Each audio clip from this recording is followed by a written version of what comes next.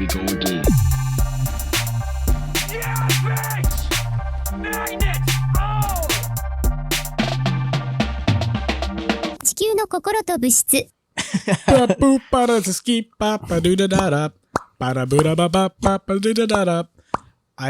only did that just because you once said that no one can scat without doing a scooter Buddha bop. Yeah. I just did it, Well, bitch. the thing was that if you ask somebody to scat off the rip, they always go like ba-da-da-ba-ba. You know, they always do that. You thought about it, you see. But when you ask any random stranger, yo, can you scat for me real quick? They're gonna give you an automatic. Well, ba-ba-da-boop-bop, you know, I'm gonna be a professional scatter now. Yeah? right? I've been practicing. Scooter bada Buddha bop bop bop ba da da da ba da da da da da ba ba da da da da. That's a dumbass way of living, bro. What's your talent? Just say random shit. Also, I was thinking maybe getting back into beatboxing. I used to be Yeah. a beatboxer back Did you in the- really? No. Beatboxing is only cool when someone's already good at it, but the process must be fucking lame as shit. Yeah. Not really though, because it's cool. But you're just in your house, just nah. But you ever seen Bismarcky and then Dougie Fresh and all these motherfuckers beatbox? I haven't. I know That's of them, crazy. but I haven't seen them beatbox. Dougie Fresh does his thing where he beatboxes like in his mouth, of course, but it sounds like a click, like He like doesn't that. use his ass. You know that guy from like the New York City Instagram guy or whatever, where he makes that some sound or whatever. No. You never heard What about that the guy? fuck? He's like, yeah, get your money up, not your funny up, or some shit. Oh. You know what I'm talking about? Yeah. So that would be something that Dougie Fresh would do, but it sounds way cooler. And then Slick Rick, Dougie Fresh, Bismarcky, they have a whole song and there's a bunch of get it, you know, it's dope. So beatboxing. Shout out to Joseph Gonzalez, bro. I haven't talked to that motherfucker in so long, but he put me on. So some of my favorite stuff is probably gonna be something like Go give it to ya. He gon' give it to ya. X gon' give it to ya. He gon' give it to ya. First we gonna Fade. Rest in peace. Rest in peace. He's definitely dead. How did he die again? You don't know? I don't know actually. Death gave it to him. Damn. Man. Oh, that was supposed to be a dog bark. Daddy chill That's not the guy saying it. It's just some girl saying It's it. a guy saying it that sounds like a girl. Daddy, chill. Yeah, man. I added some fucking sound effects. I'm gonna have fun with this. Let's go. I'll today. give it to you. Oh, let's go. Just have a moment where like somebody's a guest and they're like, you know, and ultimately the car crash ended both my child's life and my cousin's life. So no, you gotta play the X thing. So like, say we were on the highway and some drunk guy hit us, and then yeah, everybody died. X gon' give it to ya. He gon' give it to ya. X gon' give it to ya. He gon' give it to ya. First we gonna She's just like, and we're just like, hell yeah. That's funny as hell. No, there was it was sad. I don't know who these people are, but they were hockey players. It was on the eve of the brother's sister wedding, her wedding. I can't fucking talk. Jesus Christ, specificals. But there was a drunk driver who crashed into them on a bike. Like they were on a motorcycle. Oh, Just I some was like, fucking yeah, I was bike like, on the bike? highway. The fuck? Some tricycle. But yeah, he killed them both. And he was a hockey player for like, I think some team in the hockey league. And yeah, he died. And his brother died. That's some sad shit, man. Yeah, that sucks. He played for the Rangers also. You know, I found out, like, I forget how long ago, but I found out that like trucks have a really strong like sort of air vacuum when they're going on the highway at high So they could speeds. fucking suck you in? Yeah, man. I never knew that. What the fuck? Because I saw a video on Reddit where there was a guy that was like fixing his tire or something like on the side of the Oh highway. my God. And a truck just zoomed by and just sucked him up, and he just got eaten by the fucking wheels of the truck. Why is that a thing? That should not be a thing, right? But that's when they're going Physics, super dog. fast, Yeah. right? That's when they're going super fast. Yeah, and like I found out maybe a month later that my cousin Chino, shout out to Chino, Shout out, Chino. he was telling me about how a girl at his school, her dad passed away because he got sucked up by a fucking truck. That's not funny at all. It's just funny to think about. Just fixing my tire today. Later, I gotta go to 7-Eleven. You're just gone from the universe. Man. Jesus Christ. But I was like, damn, did I really just watch this girl's dad die on Oh, Reddit? you saw the video? I saw the video. Damn. Did you mean to look up those things or it just came No, across? it was on my homepage. Oh, it was like some cat playing with some ball, just a sports highlight, and then just It was on our what the fuck. So and then so that shit's all inside the truck, Yep. and then you just gotta clean it because you gotta use the truck again. You can't just put the Yeah. truck out of.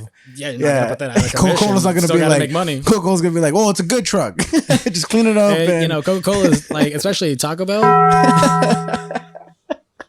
Gotta think outside the that's bun. what I'm saying, bro. Damn, I didn't know that. That just makes me scared. Imagine hitchhikers. Yeah, We just fucking- holy shit. You know, Jesus Christ.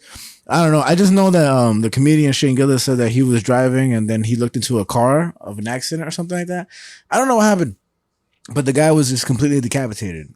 Like my just I don't even know what that. Oh, I think he was fixing his car on the side of the highway, but it was dark at night. That happens a lot apparently, and he was hit, and I think his head was just completely off. Holy shit. Yeah, and he was just jamming out to some rap music, or whatever. He just looks to the left. He's like, "Fuck." Fuck. You know, Yeah. we are on the A.M.C section. Yes, we are. Welcome to Earth, Mind, and Matter, by Earth, the Mind, way. and Matter. What do we do on Earth, Mind, and Matter? We talk about what's happening on the Earth Inner Minds. and why it matters. This is Earth, Mind, Matter. I'm Frankie. I'm Javi. And we're back on the show. We're back. We're back. Yes, we are. I was gonna reference a movie that not the one that we're gonna be talking about today, Yeah. but I just saw In a Violent Nature. In a Violent Nature. I never heard about it. It's a horror movie that follows the perspective of the killer. Isn't that? I thought that was Long Legs. No, Long Legs is with Nicolas Cage.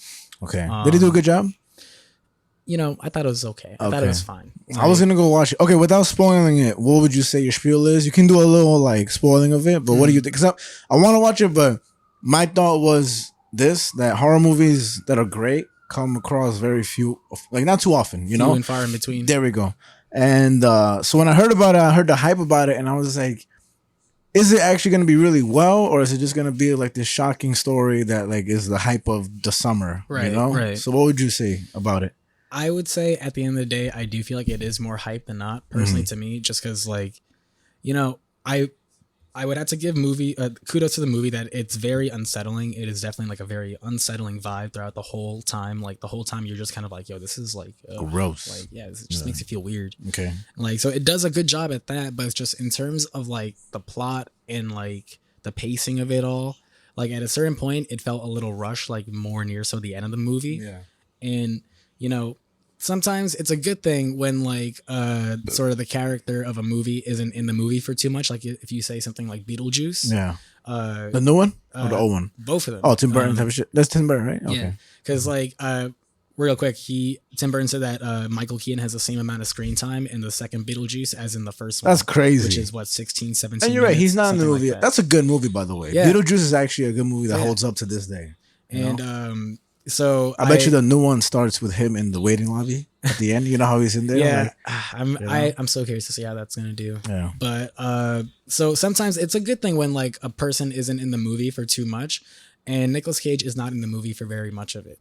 Okay. And I feel like when he is in it, it's not as effective as like other movies that do that. Okay. And I think for me, it's like while Nicolas Cage is a good actor, a lot of the times, especially in a role like this, it just kind of feels like Nick Cage being Nick Cage. Yeah. And it's just kind of like he's just doing him. Yeah, it's kind of ridiculous, no? That guy? I just know I remember reading Weird One, like Seth Rogen's book, and he pitched the movie. The Jamaican Yeah, vampire thing. isn't that Yeah. crazy? For the, like, you know, real quick, he pitched the movie to Seth Rogen saying that he wanted to play a Jamaican vampire, and they all kind of laughed at him, and he just walked away. And then they seen him in the restaurant, and like after a while, they thought they hurt his feelings, Nicolas Cage's, and then they went up to him, and he called him over, and Seth Rogen was like, "What's up?" And then he's like, "Did you think about it, the the Jamaican vampire?" They were like, "Yeah, nah." I don't know. That's a crazy fucking concept to play a Jamaican vampire. I mean, he still ended up playing a vampire in Renfield. I hated the ads for that movie, man. Yeah, I thought that movie was gonna be terrible. And I think it was. It was, right? Yeah. And that was a theater movie. Yeah. That was in Yeah. like an Amazon Prime. Jesus Christ, in man. theaters and everything. I think he just really likes vampires. He's definitely got a thing for vampires. X, go give it. Damn, I should add a vampire thing here. That's the next one I'm adding. That's just gonna have like 100 sounds by the end of this year. But in a violent nature, it was okay because like you know, it was just very strange to me because it's kind of a short movie, and it should not have been any longer than what it was. Is it a horror? It's a horror movie. Okay. So it's a slasher film where it's like following the perspective of the slasher. Okay. And it kind of looks like, a lot of the times it kind of looks like a GTA video game where it's like The hand in front and everything. not even like, it's not like first person, Yeah. but it's like the camera's like behind. So it's like you're kind of just like third person, like watching him. First person would have been cooler, right? To have the hand just. Did you ever see what was it called? Like Hardcore Henry? No. It was a first person action movie. Oh no, that sounds cool. It was pretty cool. It's hard to execute because I feel like first person is pretty wonky. Like realistic first person is not as cool as it seems. Yeah. Because the camera's not steady at all. And if it is, it's not first person. It's more like movie. Right. I don't know. It's weird. But that movie, Hardcore Henry, was pretty cool. It had some pretty like unique things to it that they tried to do. Okay. It also had Charlton Copley in it. No idea. He's so good. He's so funny, man. Yeah. But yeah, that was a pretty good movie. Oh, Charlton Copley, he's the dude in District 9. If you ever saw The main that. character? Yes. I did. That movie's one of the most unsettling movies I've seen. Only because I saw it when I was younger. So when I seen everything, I was like, what the fuck is this supposed to be? But that was a short film. What is this supposed to mean? What are these robots doing? No, but that was a short film initially. Yeah, and they turned it into but yeah, it's just unsettling. I don't know. Not in a bad way at all. Like No, that's yeah, like good unsettling that it in a good way. Yeah. Yeah, it's something about it that always gave me the creeps, and it's just so unique and weird. I'm a robot. No, but that's not robots, right? It's like creatures. Aliens, dog. I don't know why they robots. Aliens. I just remember a scene where like the robot is in the house doing dishes or some shit. Alien. Like that. Oh, you know what I mean? Same shit. Fucking Jetsons over here. The aliens doing dishes in the some shit like that. You know what I mean? Yeah. Like they're living like people. Because they're like living in like a refuge and stuff. Because That like the whole movie's movie weird. is like an allegory for like refuge. Yeah. And shit like that. I guess that's why it was unsettling. You're like, this cuts too close to home. How do I teach these aliens?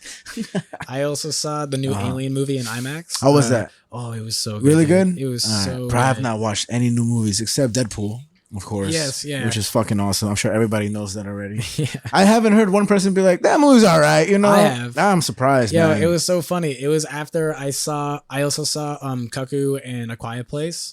I did a double was that? feature for both of them. They were Quiet Place was amazing. I thought I'm it was surprised so they good. franchised that so long. You know, I mean, Yeah. it It works. Also, it works because at the same time, it's like it's like sort of a zombie like post-apocalyptic universe. You can do a lot with that. It's a prequel too, right? The It's a new one? prequel. Okay. Yeah, it's day one, dog. So it was really good. Shit. Lupita Nyong'o killed it. Joseph Quinn was really good. There was a cat in it. The cat MVP. I like that John Krasinski, I can't say his name right now. Krasinski didn't stay in it too long. Yeah, Like, that's a good way to do it. You like develop your new characters. Like if you're gonna build a story, don't do it like Fast and Furious type shit. Like family. because it's quiet. No, but but just really develop shit and everything. God, man, I fucking love video games. I think video games are so dope. And like I know you're busy a lot, and I fucking work it all the time. So we're both busy.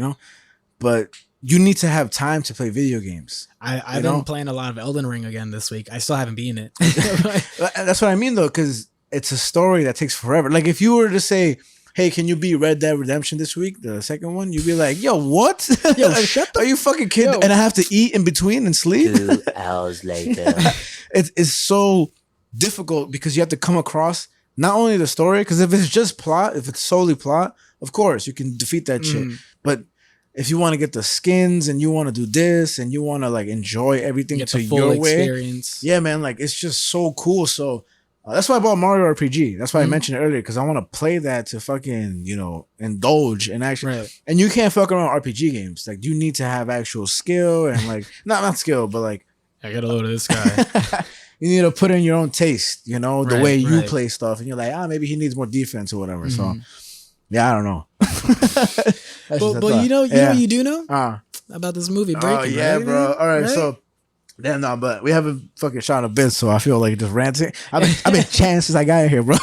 And these specificals is not helping. But you're right. We are talking about a movie today. We're on the A.M.C section where we're talking about albums, movies, and comics. Today we're talking about a movie, which I will say is a little just normal, right? Like I wouldn't say this is like a movie that's like iconic or Like has blown up. groundbreaking or Exactly. anything. But it is a movie called Breaking, right? Even though it's not groundbreaking, it is called Breaking. It's because it's just breaking. Yeah. And Just okay, breaking news. so if you've never watched Dog Day Afternoon, for those listening, it's similar to Dog Day Afternoon, right? And even the only reason I watched it and wanted to watch it, because I picked this movie without having seen it, was because in the trailers they were saying that like it's a modern day Dog Day Afternoon, and that the guy, the main actor, John Boyega. there we go, he killed it. That's literally what the trailer was saying, and then the trailer was really good. John Boyega is phenomenal. Yeah, in they- breaking. exactly. Dog Day Afternoon. X gon' give it- no. X gon' give it to ya. He gon' give it to ya. X gon' give it to ya. He gon' give it to ya. First we gonna. That song is so epic. It really Hold is. on. I'll be like, yo, nah, I can't think of nothing cool to say beforehand because it's either something tragic or John Boyega. I mean, my favorite part of the movie was when John Boyega takes his glasses and he puts it on and he looks at the camera and he goes, "What are we? Some kind of Suicide Squad?" X gon' give it to ya. He gon' give it to ya. X gon' give it to ya. He gon' give it to ya. First we gonna. He goes, I want the news trucks. I want the cameraman. I want Dom Lemon. Send the fucking X-Men in here, bro. X gon' give it to ya. He gon' give it to ya. X gon' give it to ya. He gon' give it to ya. First we gonna. No, but he does kill that part a lot because I want the X-Men. I want Don Lemon. Like he just goes so hard with it, you Yeah. know. So, but anyway, so to get to the core of the movie and to really talk about it, it's simple. It's nothing crazy. First of all, this movie came out in 2022, released August 26th. So we actually just passed like the 2-year anniversary of it. Directed by A.B. or A.B. Damaris Corbin, starring John Boyega, Nicole Behari, and Salinas Leyva. There are other actors too. I think what's his name? I'm not Don Lemon. I'm completely wrong about who plays the negotiator. What's his name? fuck. Is it Don something also? Like he's a famous motherfucker. Yeah, right? I forget his name though. All right, what I should have wrote down. But mainly it's those three. What is his name? He was in another movie, like an action movie. I'll look it up. just fucking look that shit up, dog. Anyway, with Breaking, so I thought the movie altogether was all right. I didn't think it was that crazy good and everything.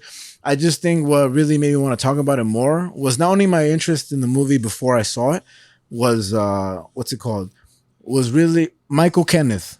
That's who it is. I thought it was somebody way different. It was really more a story behind it, you know, Right. because I mean, the fact that it's a real story exactly and everything. So I told Javi before this to watch Dog Day Afternoon because you've never seen it before also. So we will be talking about both. But ultimately, when it comes to Breaking, and I'm gonna go down to what actually happened also, but it comes down to this guy who's a veteran, right? And he says to his daughter, like, "Yo, I'm gonna buy you a puppy," but he's really low on money. And you know, in the beginning, you see him having troubles with like the VA, the Veterans Affairs, something with his check and this and that. And the next day, after getting off the phone with his daughter, he wakes up and he goes to rob a bank, and he slips the lady a paper that says, "I have a bomb." And the story kind of branches off from there, right? And throughout the movie, you can see that he's unsettled, you know, altogether, not just emotionally, but just mentally. Like he's not all the way there. yeah, And a lot of like lines of like, "Oh, is he off his meds again?" Exactly. This and that. And how he's being very kind to everybody and the whole bank, just like in Dog Day Afternoon. When you see Dog Day Afternoon, it starts where they both kind of start with the bank robbery, you know. And who is it? I forget. Marlon Brando's in it. No, it's Al Pacino. No, Al Pacino, but the other guy. I forget his name. I forget his name. Yeah. I think was it Marlon Brando? Nah, let me see real quick because that I should know because I always forget his fucking name. I know he died of cancer though. He died of cancer and his wife something, I don't know. I think I what I will say was pretty interesting about watching the both of them like off the riff is that like while both movies and stories are very similar. John Cazale. Okay. He was in Godfather also. Okay. But it is interesting how both movies are very similar and stories are very similar. But I think what was interesting is that regardless that this dude in Breaking, that, you know, he is kind of revered as someone that was trying to sort of fight for the system by the end of it. But with Dog Day Afternoon, it's like very much so while it's happening, people are like, yeah, fucking do that shit. Like with the crowd interaction and the whole everything, crowd right? and everything like that. Like that, I think that was like the biggest differentiator. But then it was also like a time where, like, because that happened during the 70s. Yeah, around there. Because of the whole style, the whole thing and everything. Right. It came out in 1975, if I'm not mistaken. And with breaking, I would imagine that had to have been like modern day within the last 10 to 15 years for sure. So because they had iPhones and stuff like that. Yeah. So it is interesting kind of comparing it like that, where it's like the time period and how that affected things and how that changed things. Because it's like, you know, with Dog Day Afternoon, all that shit ended up on the news immediately. Yeah. Everywhere, this and that, and like it became a developing story throughout the day and throughout the night. Whereas of breaking, they were very resistant to having it on the news. Yeah. So it's just looking at those type of things is very interesting. And even showing how the bank tellers were trying to get someone on the phone, and then they were just like, he's like, "Oh, have you called the police yet?" And they're like, "They're not picking up. They're not."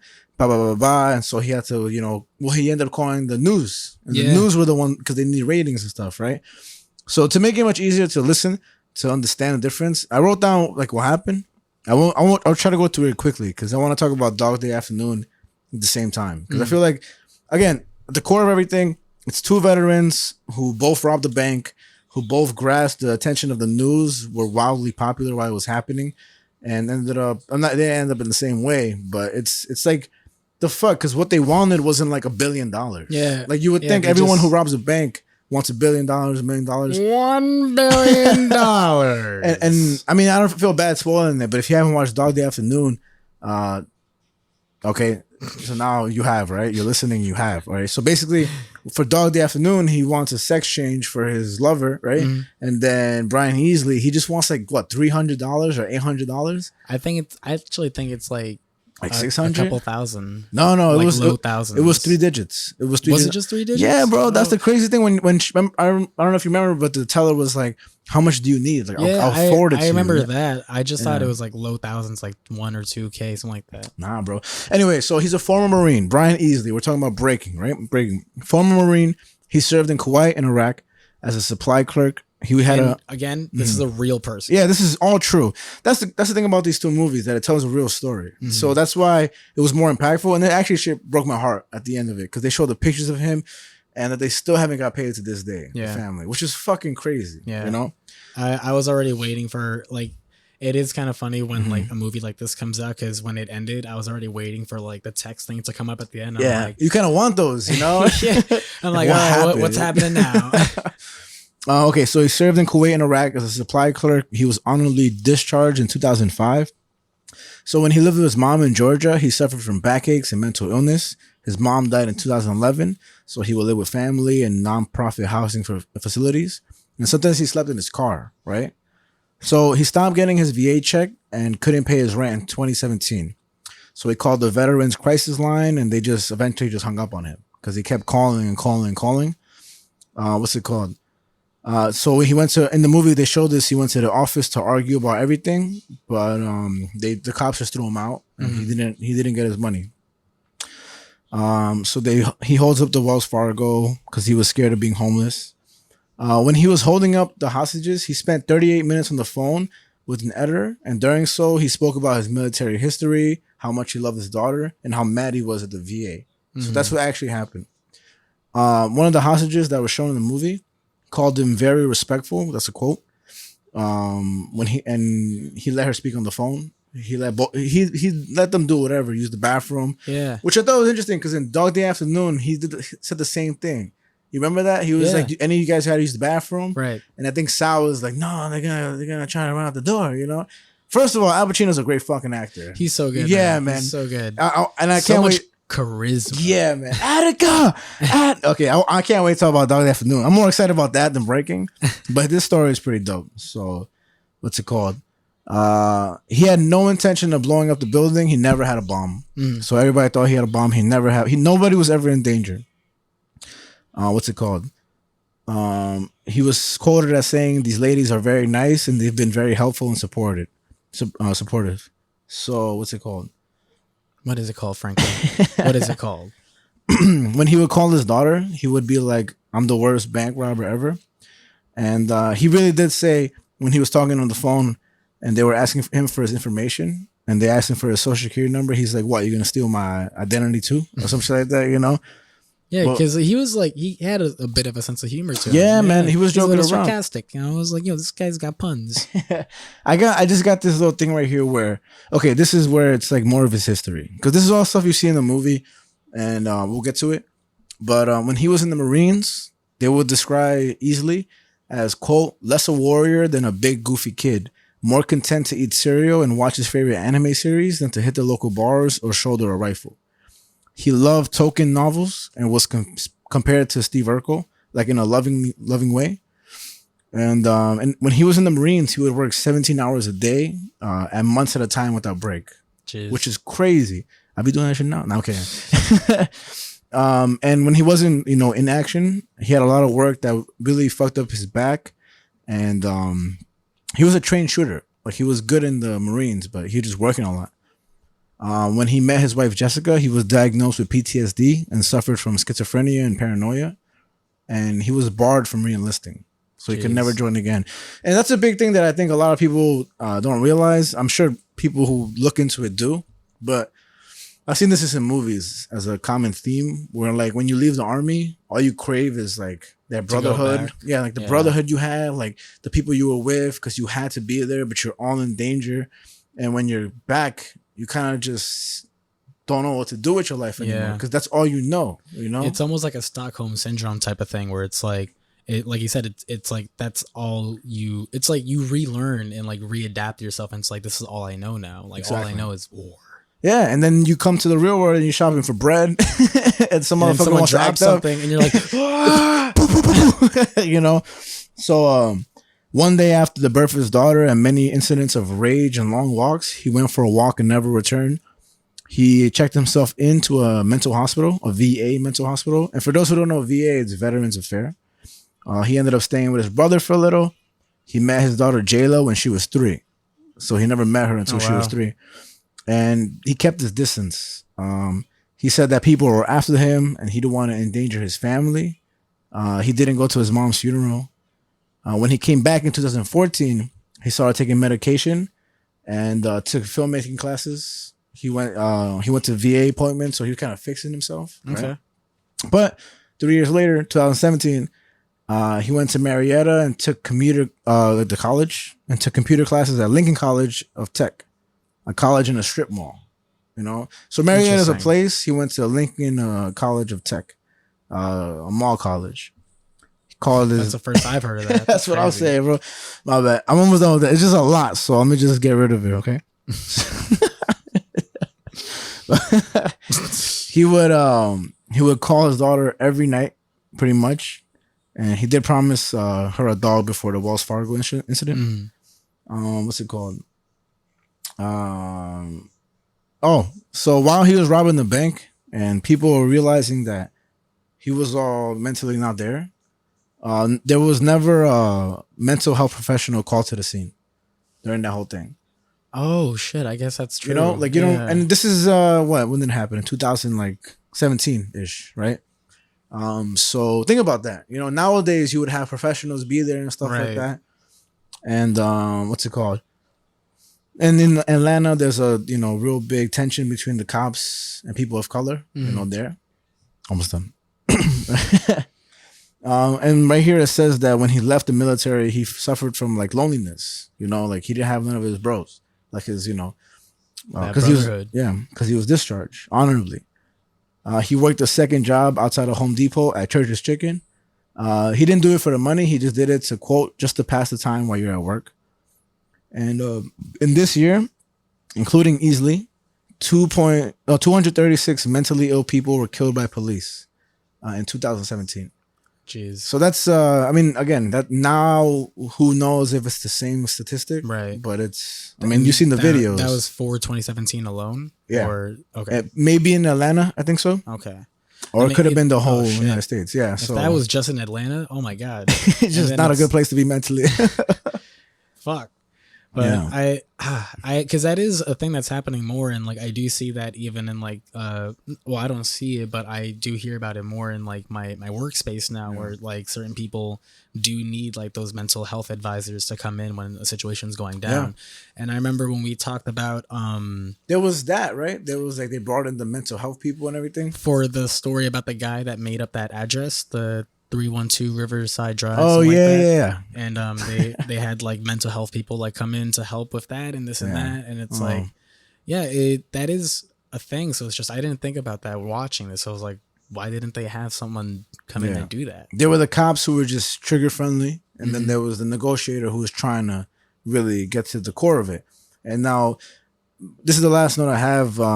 So everything I read you, I mean, this is a huge article. Like if you look him up, it's like if you were to put it in pages, it's like 100 pages worth of information. Shit. Like this is just like that's why I was trying to go over quickly just now, because it's a lot, you know.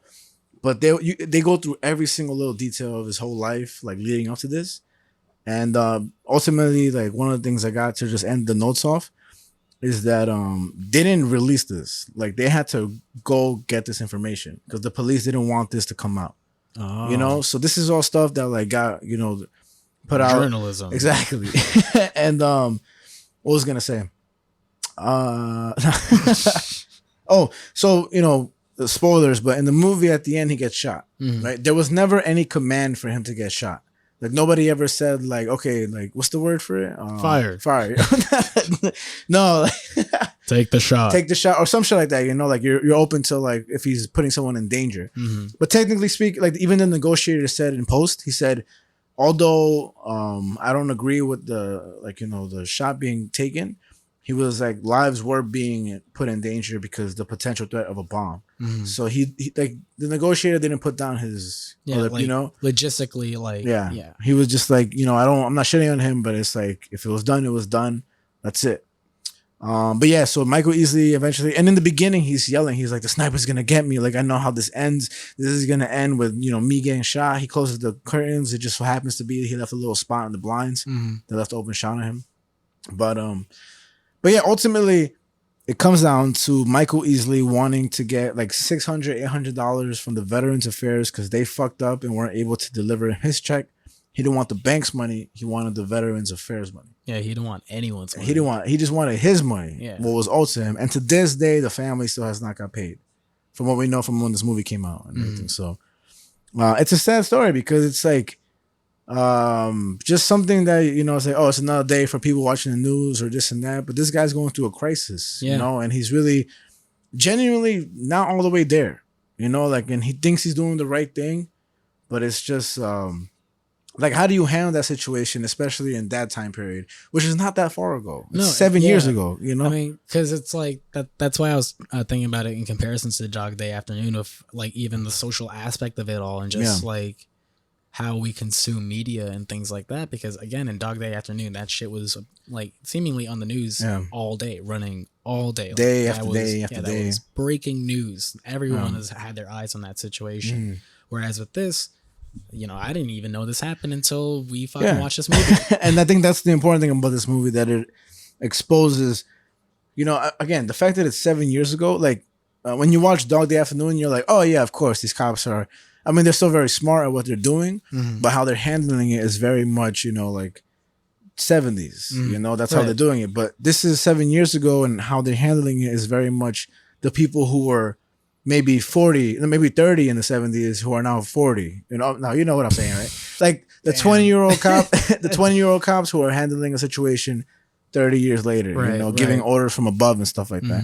Because that's the same line of people. They may not be the young cops in uniform, but they're the ones maybe who rose up in the ranks, who ended up, or puppeteering everything else, leading the way for future cops, how to act. And that's why I feel like a lot of situations like that, it really does come down to sort of a systemic issue. Yeah. Where it's just like, even when you look at things, say like Supreme Court, and how people are always joking around like, oh, everyone's Supreme Court's so fucking old. And it's like, that's also applicable to even like the cop, like cops and like the police force. And it's just like, a lot of times you have people that are chiefs that have been in the in their district for so long now and whatever. Yeah. And it's just, I feel like in a workspace like that, especially, you can become very jaded, I bet. Yeah. And it becomes very easy to just sort of look at deaths as a statistic more than as lives. Yeah, because then somebody comes up to you that's like 21 and they're like, hey, man, I think this should change. And then the cop who's like 60 is like, listen here, young lady, you just don't understand how this industry works. Like, you need to know that, like, I know what it's like out there. They're like, get a load of this new age kid. Yeah, wants man. to change up the force. Yeah, and this doesn't necessarily come down to like the whole police force of Atlanta, although there was tension between people of color and the police force. Obviously, it comes down to that one guy who took the shot unwarranted, on like, without any order or stuff like He was that. too busy munching. Yeah, but before he got shot, all Michael Easley asked for was a pack of Marlboro Red cigarettes. Mm-hmm. That's all he asked for, and he was waiting for them. I do think this movie could have done better if it was rated R and they showed him getting shot. I don't think it was necessary, probably respect to the family who didn't want that. But I do think it was probably a wise way to go to be more impactful and stuff. I like things that are more in your face rather than like subtle, So I think my thing with Breaking overall was just kind of like, while it's just, there was just something missing about it. that's what it is, right? like- The little like extra poof, that sauce.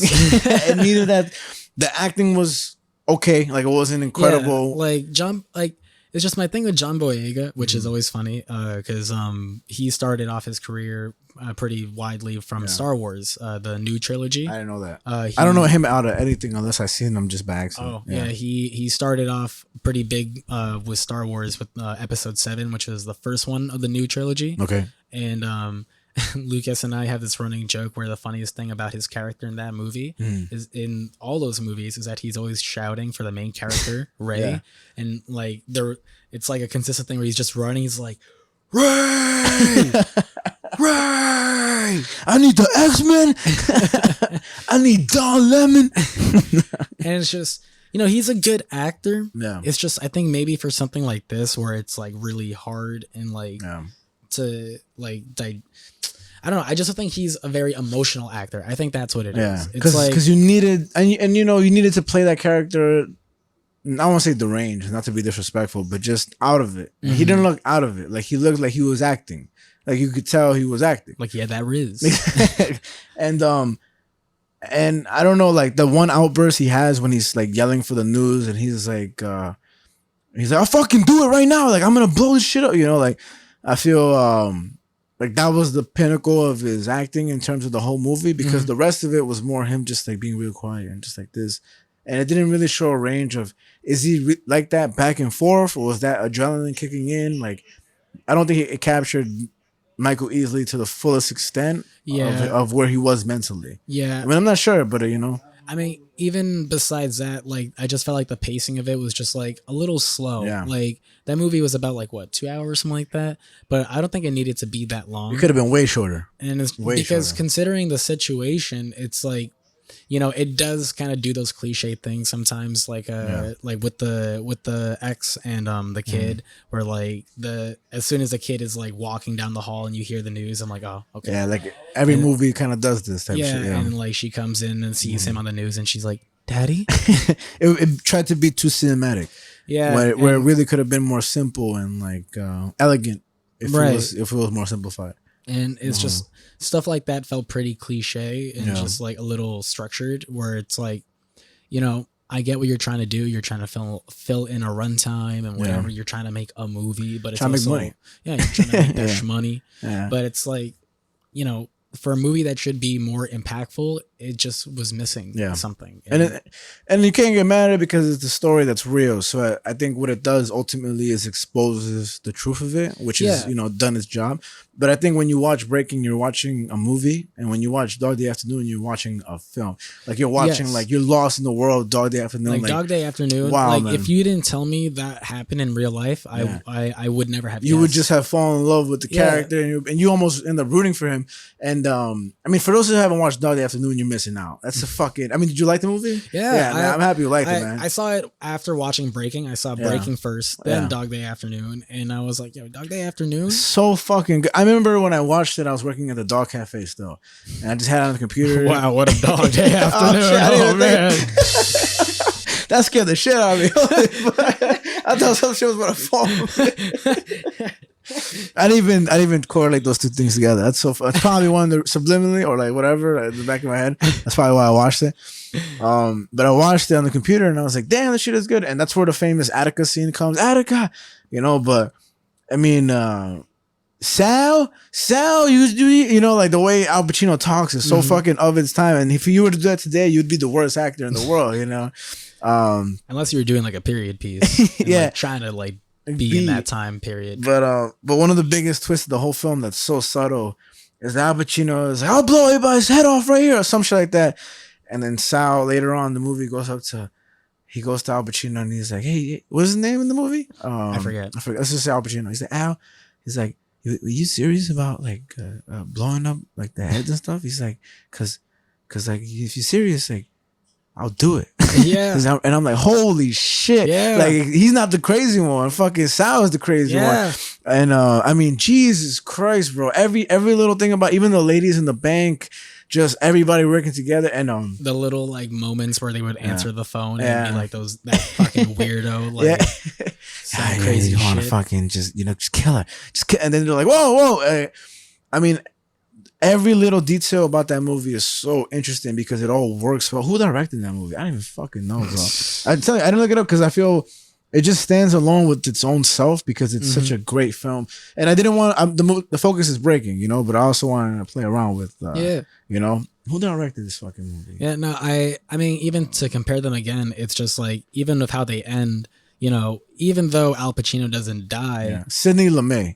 Okay, that's who directed Dog of the Afternoon. Even though like Al Pacino doesn't die, like he still made an impact, and that is like the biggest thing for sure. Yeah, and it's just that's the biggest comparison where it's like even if you compare these as movies, like even though they're kind of both the same tale at the end of the day in the grand scheme of things, but it's like like we said, Breaking was missing that sauce, the chutzpah, the chutzpah. But with Dog Day Afternoon, it was just so cinematically pleasing and like it's not even a pretty movie or anything like that. Like it's a very basic, like bare bones looking movie. I'm sure it had a super low budget. Yeah, and it's just like it had a $3.5 million budget, and the box office was 50 to 60 million. Jesus Christ, bro! They made that shmoney. Hell yeah! It's only 1 hour, 25 minutes. Yeah, so it's a short movie, and that's that's why I said that Breaking was a little too long. Where it's like they tell the same tale, but like Dog Day Afternoon was so much more impactful. Yeah, because they did more. That's crazy. No, I'm kidding. Whoa. Go give it to you. He go give it to you. X go give it to you. He go give it to you. First we gonna. That's perfect. What's crazy? This is crazy. This movie came out September 20th, 1975. Oh shit! And that's crazy, right? Because we're about to approach both of them. Yeah, we're like right in the middle. It's like in the middle of Colombia, Dominican. Yo, man, I don't even have a sound for that, but you know what? I'm gonna just fucking. No, but the fact that the robbery happened in August, and this movie came out in August. Sorry, I'm proud. Right. And then this movie came out in September, and they're both about bank robberies. It's both about weird requests. It's fucking strange. Maybe the director planned that. That seems to make more sense. The director being Link. But I was also gonna say, I remember when we talked about Ghostbusters, how when they used the crowd of New York City, and it just seemed a little more genuine because it seemed like nobody was trying to be. I mean, I'm sure there were. I don't think people were trying to be famous when they were cast as extras because there was no there was celebrityism, of course, and fame, but there wasn't an Instagram and TikTok and like the Haktua girl and shit like that. There wasn't. Be famous of one little thing. There was like, no, these are the stars, and I get to be a part of these stars performing their thing. And Dog Day Afternoon, I contribute most of its like greatness to the crowd because they all do a great job. They do. Like every single extra mattered in that movie because they all cheered for him. Like even the pizza guy who delivered the shit, like that guy was awesome. You know, that was so funny. I was like, I want to be that guy. And there's another thing, like Ghostbusters. If you watch Dog Day Afternoon again, when Al Pacino is throwing the money in the crowd, I don't know if you saw this. There's one guy, basically the money reaches the crowd, but Al Pacino is way too far for the money to reach the crowd. I did notice that. So did you notice the guy throwing the money in the crowd? Yeah. Like he pops up, he goes, and he goes back down. And it's little things like that. Like you're not even mad at that. Like you're just like Yeah. that's just how movies had to be done. Right. Yeah. Even though they could have probably thought of something, some guy would just like you know, they could use a wind fan or something. exactly. But, But they chose to be like, fuck it. I'll just throw money in the crowd. But that also speaks to the budget of the movie. Exactly, Again. And it's exactly. just like they worked with what they had. Yeah. And it's just And you gotta feed all those motherfuckers at least some way. You know? fucking 15-minute pizza break. Fucking do the school lunch pizza. What? Just a little fucking thin slice. What was where was that movie in? I forget. It was in Brooklyn. It's in Brooklyn, right? Yeah, it's in so Brooklyn. they probably did have pizza for real. Like that's the cool thing about it.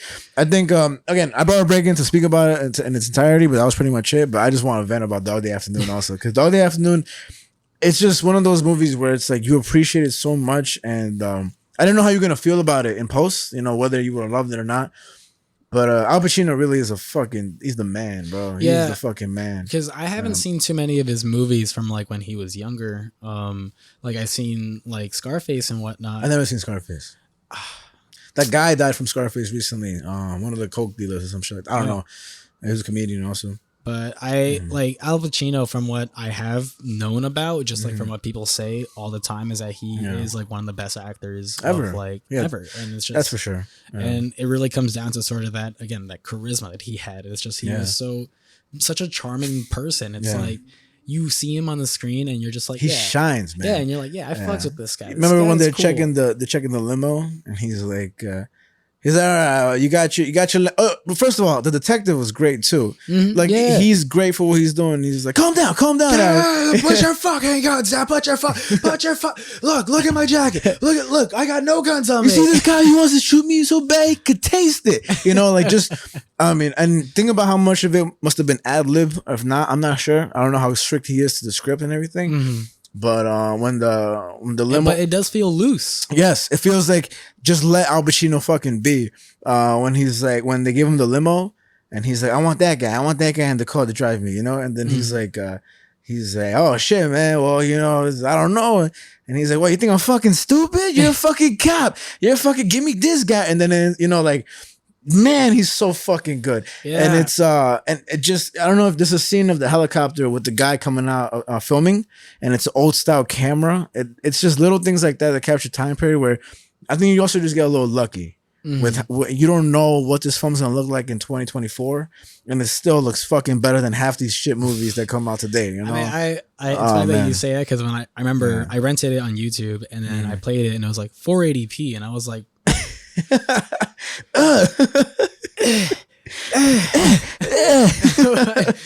but it still looks good. Yeah. I'm like, yo, man, 40p? Yeah.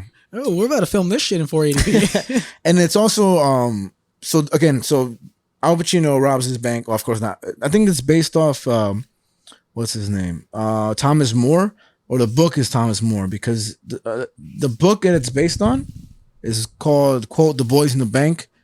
It's a Life article. So this whole movie is based off an article. Oh, It's not a book, another article. Yeah, it's by P.F. Cluj, and I think the name's written by Thomas More, or it is Thomas More. Okay.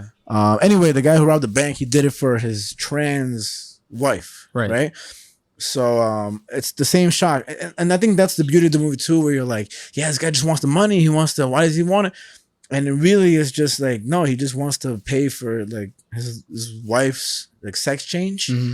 And it's like, then I imagine the crowd at that time. I was thinking about that too. Right? Like when I saw the movie, I was like, whoa, oh Like shit. you think some motherfuckers like, come on, Yeah. you know, Jonathan be like, yeah, it's crazy because that movie aged so well. Then you know, imagine how many people watch that movie today. They're like, oh fuck yeah, it is an interesting thing, like seeing about how well it did in the box office because a lot of people did go see it. And I've never heard of or seen anything online of like Dog Day Afternoon controversy. Yeah. Here's the problem with Dog Day Afternoon. Low key, we should have covered it on his own, but I guess I fucked up it that way. But whatever. But I do think that overall, like that whole little twist to it was a pretty cool thing. I was like, oh, this is really, I didn't expect that. And then who knows if it was meant to be progressive on its own, or like they were trying to send a message. But I think when it comes down to it, they were trying to tell a good ass story. Yeah. And I think we got our own trans special guest, Lucas, right here, actually, who What? Sign language. Oh, do it. Show him what you mean. Hell yeah, dog. I think that's racist. Me too. But yeah, I never heard of that. You're racist? No, bro. I'm Caribbean. I was like, what the fuck? Well, the movie being written off the article shocked me when I saw the movie again. Because when at the end, if you watch the credits, it says based off the article. I do remember that shit. Right? I don't know, man. It's just a great fucking movie. It was. Yeah. I mean, even to sort of like talk about Breaking again, I just think that like I think my favorite character in Breaking was a negotiator. Like He did a great job. He was such a cool guy. I was like, yeah, this guy, like he should have. Maybe he should have been the one. No, but I do think even with him, he had some corny lines. Like, there's a lot of corny lines in that whole movie. And that's like the issue with it. It's just like it was missing that sauce, and it was a little too cliche. Where it's like it's so Hollywood. There wasn't anything like strictly unique about it. Like it was. It's just, no Dog Day Afternoon. It's just Breaking. I can't believe they had the audacity to call it modern day Dog Day Afternoon. I mean, that's like disrespectful. You're saying it was missing something, right? Yeah, and it's just like it was just so cliche at the end of the day. Just like the lines that he used, it was so like basic at the end of the day, and it's like it was just it kind of frustrates me that because it had potential. And the like, execution. I've been looking for that word. The execution was just not done so well. That it's like when people were saying that Longlegs is the modern day Silence of the Lambs, and I was insane. like, okay, buddy. I think any movie that says it's the modern day it just stay away from that. Doing that, it's like why are you trying to be that? Yeah. Just be you. Be yourself. Breaking. Make yourself break. Make breaking the new thing that people want to mimic. Yes. You know, Silence of the Lambs is a great movie. Yeah, it's actually pretty. And again, trans. I think that's all it takes. You gotta just have a trans character in the fucking thing. Zero lambs in the movie. So I've seen that. Who's the guy who plays the serial killer? I forget. Well, that movie's so weird because would you fuck me? I'd fuck me. Yeah. Ding, ding. You know, it's just so weird. But what does he have to do with anything? He's the one that kept the girl hostage and everything, right? Boy, I haven't seen that movie in dumb long. I only seen it off a whim because off a whim is crazy. Hey, you just feel like watching Silence of the Lambs?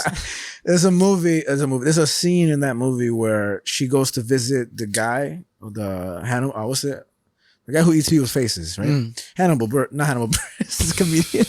Hannibal Lecter. Yeah. And there's one scene where she's exiting the jail cell, and the last convict in the jail cell throws cum on her face. Do you remember that? That's crazy. I do remember right? that because I remember seeing that. And that's I was like, crazy shit. I was like, For those who don't know what this is, that is what's his name? Del Toro. Benicio del Toro. There you go. Damn, love that movie. He was also in Star Wars. Was he really? I don't know who the fuck was it. At this point, like, you've been in Star Wars. Okay, Mila Kunis is gonna be in Star Wars. I don't know who that is though. No idea. I think I'm Mia Khalifa. Yeah, I was gonna say, why are you trying to hide that? Fucking making it more sus, buddy. Fucking hell. I am Mila Kunis. Fuck. I think I think at the end of the day, like for me, Breaking is just like, it frustrated me because it's like I wanted it to be really good. Yeah. And it's like it started off pretty good, and then as it just continued, it just got more and more basic, and I was just kind of like, like it's still like a good story. It's just like that execution, dog. Like it was the expectation was better than the execution, and I think that's why. I mean, but again, the story of it is so true and real.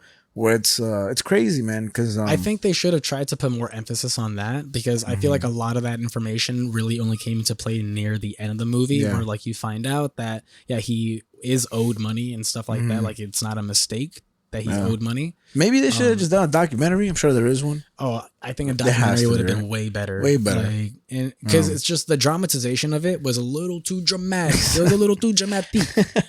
It's just like, yo, guys, chill. Yeah, I don't know. For me, I mean, again, when I watched the movie, it should make me cry. Though, I'm not gonna lie to you, because when I was reading the whole thing at the end, I was just like, "Damn, bro!" Like, because this man is money. What mostly got me upset was just like, he really just wanted what was his, you know? And it's upsetting, man. It's upsetting that like you have to really go out your way, because it was that or homelessness. Yeah. You know? Like that's the main thing that I think when you watch the movie and really upset me is like he either had to accept his fate as being homeless and never receive this money, or just go out with a bang, you know? And when you're driven to that point, like you're driven to a point of just craziness, you know, like, Joker type shit, like, type shit, pretty like, type shit, where it's like, all it takes is one bad day, and you're forced to make a decision you don't want to make. And I think a lot of people end up in those situations because of that. Even though that's very vague, it's a very real thing. It is, you know? And I think because when the movie was starting off and you're seeing him like going through tough shit, he's low on money. He might get evicted out of that motel he's staying. And he was really staying in those 7 motels. They were like $25 a day motels and everything. Damn. Yeah. And it's just it's not bad. $25 a day is not that bad at all. I'm sure that shit's nasty though. Yeah. Talk about getting cum thrown on you. Fucking hell. But it's like I thought it was because I had no idea what the movie was about whatsoever. Yeah, that's good. I think it's a good way to walk into it though. So going into it, seeing that stuff, I was like, oh, is this like, you know, a modern day Pursuit of Happiness? Is this Transformers? Oh, well, yeah. Autobots, we need to rob a bank. But I need Optimus Prime. I think we should play that scene before we start the episode, so it makes sense. But I need the X-Men. It's just that stuff. It's like I thought it was gonna go like the Pursuit of Happiness route, where I thought it was just gonna be him, just his life being shitty, and just that's it. Film with his own son, Jaden Smith. And I think and then even seeing the Wells Fargo, I was like, this product placement. And then the whole movie takes place in there. I was like, oh, okay. That's crazy because they have to agree to be in there. Yeah. Do they though? I mean, I it's think a real. so, But if it's still true like events, a chain. But if it's true events, I don't think they have to. I mean, there has to be some loophole with that, you know? Because he got shot in the Wells Fargo. I think even if it is true events, like I think that's still like information that could just be foreboded, where it's like they call it something else, just a bank on Wells Fargo, the Wells. Yeah, you're right. But I mean, that's at least what I think. But it's just I thought stuff like that at first was like product placement, whatever, and then as the movie progressed, like I said, it just kind of became basic, like any other kind of like Hollywood movie. I think it's a good way to look at it, because I didn't know what it was either. I didn't know it was a true story. I mean, maybe I did with the trailer. Might be lying, but the whole movie, I'm just like with this hope of like it's gonna get. Do you think young Denzel Washington would have been great in this? I think any Denzel Washington would have been great in it, buddy. He's fucking good, man. I don't know if you heard of him. Have I heard of Denzel? I can't do that, Anthony, but he's like, sir, have you been drinking today? Oh yeah. I'm drunk right now. I can't do it. Anthony does it so well. Fucking kill that shit. Check out the last episode with Anthony Telez. About to add him to the soundboard. No. You should definitely do that. Well, I think at the end of the day, for me, Dog Day Afternoon was definitely a better movie. Far more superior. What's it called? Dog Day Afternoon is Tostones and Platanos and Salad, whatever the fuck you guys eat. Yeah. And then Breaking is more like a Cliff Bar. Like it's good for you, to know and eat, but it's not the best taste. Like, I like Cliff Bars. I think maybe it'd be better to say like, it's just missing the seasoning. Like, it's like right. It's like that chicken and rice, but it's like rotisserie chicken that dried out. Yeah. Nah, I could do better than that. It's bland. It's just like it doesn't got adobo on it. It's like, chicken bouillon. Certain white people be like adobo. White people have low key the best meals ever. Yeah, Lucas just in the double take. I don't know if you ever ate at a white person's house before, but they got fucking. I remember one time in middle school, I was at my friend's house who was a white dude, and don't forget the best Mexican chef is a white man. This is true. Don't you dare disrespect my culture like that. But I was at his house, and the Mexican chef. No, I'm kidding. No, I'm kidding. And his mom had cooked us dinner and stuff. It was a banging dinner. I remember that. And she got her groceries from Fresh Direct. Okay. And I just being a dumb kid in middle school, she was like, yeah, I get my groceries from Fresh Direct and stuff. And I'm just trying to figure out how to relate to this because I don't fucking pay for shit because I'm in middle school, dog. So I was like, my family and I have Netflix. And she was no, but like Fresh Direct like delivers groceries and stuff. I was like, no, I know. That's all I got. Like that's all I can relate to you on. I too pay for a service. I also get delivered stuff. Did you have Netflix when it delivered CDs? Yeah. Did you ever have a GameFly? I didn't have GameFly, but I remember for a very short period when Netflix was going to announce that they were going to start delivering games too, and they were going to change their name to like Quick or some shit. I don't remember that. Thank God it did. They said I remember when they did that, and it like made headlines everywhere, and everyone hated it, and they were like, "Okay, fine, we won't do it." Our bad. Sorry, guys. That was like the first like cancel culture thing that happened. I don't remember that. I just remember that my sister signed us up for GameFly, and we got games in the mail. I was like, hell yeah! And they put this in the back. I was like, what? I was like, what the hell? I just remember going to Blockbuster, dude. Blockbuster was fucking cool. That's how I discovered the Uncharted series because I rented the first Uncharted game, and I was like, I don't remember that. I was like, Uncharted Drake's Fortune. My fortune now. I just remember my dad would always get a scary movie that I would never want to watch. And they had the little marshmallow candies that look like ice cream cones. Do you remember those? Snow caps. There we go. Do you remember those shits? Dude, oh my God. Fucking, I love me some fucking snow caps. Go give it to you. He go give it to you. X go give it to you. He go give it to you. First we gonna. Like I used to throw that shit in my popcorn. So funny, you eat that shit with your popcorn. But they had cones on them, right? Yeah. And then, damn, I forgot what they were called. I never knew what they were called. Yo, Dad, give me that shit one more time. Give me that squishy thing that comes in a fake cone that's small, not actual size. I just remember Blockbuster, man, and they're probably gonna reopen them shits. You think so? Yeah, just because. I mean, they're shutting down Redbox. Like, why would they? First off, nobody fucking uses Redbox. Fucking only fucking hillbillies and Anthony uses Redbox. I've never once used a Redbox. I've always looked at Redbox. That's the Venn diagram. Anthony. I've only seen Redboxes and been like, that could have been a Pepsi Cola vending machine. I've never. What a waste of space! God damn it! The only time I see Redbox is when I travel to other states where I'm never gonna use it because I'm like, I have this renting platform on my shit that is Redbox, where you gotta return those CDs, right? Why the fuck would I want to do that? Redbox should have been out of business, and it's disrespectful that they haven't been. But it's the equivalent of Blockbuster. So why would Blockbuster like be successful coming back? Because Blockbuster was an experience, man. You got to go in there with your family. You rented a film. Welcome. Would you like experience. a family adventure? Would you like a horror? Would you like an action adventure? Redbox had no culture. It was so artificial. Nah, I just never used Redbox before. I remember I got a bunch of fucking offers to use it, like $20 off your Redbox purchase. I was like, bro, I'm not using this. You're like, no, thank you. I'd rather die. I'd rather be homeless. That's funny, bro. Choosing homelessness over Redbox, that's crazy. Can you imagine? I'd rather be without a home and a bed and comfort and be cold tonight. That's how much I don't want to rent your DVDs, even though I love Happy Gilmore. Fuck, I want to watch Happy Gilmore. I seen A.M.C talking on Joe Rogan recently. That was awesome. A.M.C. Oh shit! I wish I didn't see it in person. Yeah, no, yeah, but that's so cool because I've never heard of him being on podcasts. Yeah, he barely does shit like that, you know. So I wish I had gone to his shows, his live shows that he had. But he has a new comedy special out. Which is, this is just mentioning it to you. It's called I Love You. I think that's what it's called. And yeah, man, it's fucking cool. It's just Adam Sandler, and he's just singing songs on stage. And I remember his old comedy album he released. Like, I never watched his old comedy. Like, he had a comedy album. I know, like music. Did you know that Bill Cosby's comedy album is one of the top selling comedy albums ever?